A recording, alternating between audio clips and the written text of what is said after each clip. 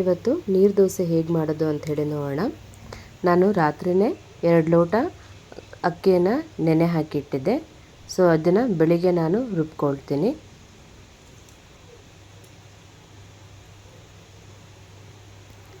ಒಂದು ಮಿಕ್ಸಿ ಜಾರಿಗೆ ನಾವೇನು ನೆನೆಸಿದ ಅಕ್ಕಿ ಇದೆ ಸೊ ಅದನ್ನು ಒಂದು ಮಿಕ್ಸಿ ಜಾರಿಗೆ ಹಾಕೋಣ.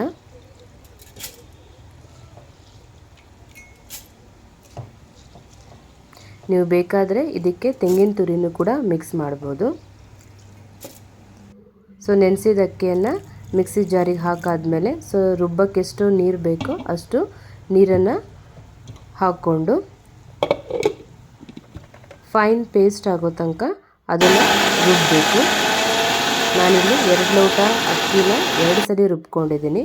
ಸೊ ಈಗ ರುಬ್ಬಾಗಿದೆ. ಇದನ್ನು ಒಂದು ಪಾತ್ರೆಗೆ ಸೇರಿಸ್ಕೊಳ್ಳೋಣ.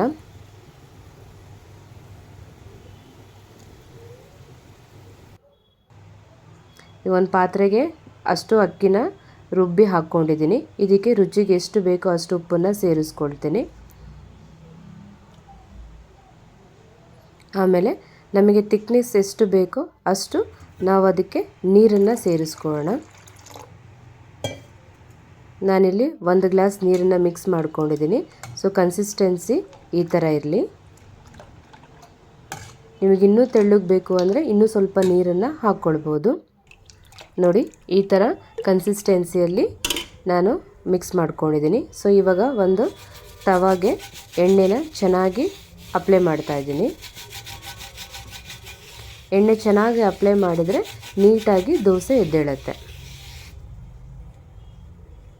ಸೊ ಕಾವಲಿ ಕಾದಿದೆ. ಕಾವಲಿ ಕಾದಾದಮೇಲೆ ಈಗ ದೋಸೆ ಹಿಟ್ಟನ್ನು ನಾನು ಈ ಥರ ಹಂಚ ಮೇಲೆ ಹಾಕ್ತಾಯಿದ್ದೀನಿ.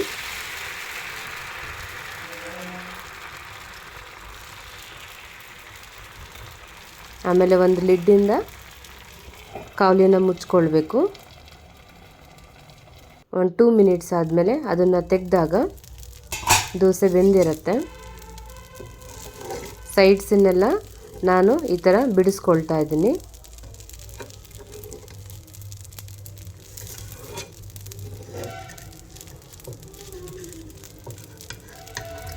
ನೋಡಿ ದೋಸೆ ಎಷ್ಟು ಚೆನ್ನಾಗಿ ಎದ್ದೇಳ್ತಾ ಇದೆ.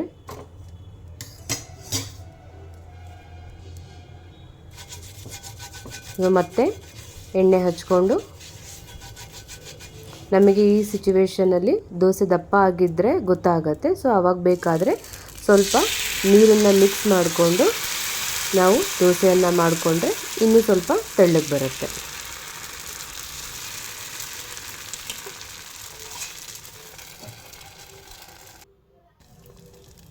ವಿಡಿಯೋ ಇಷ್ಟ ಆಗಿದ್ದರೆ ಲೈಕ್ ಮಾಡಿ, ಸಬ್ಸ್ಕ್ರೈಬ್ ಮಾಡಿ.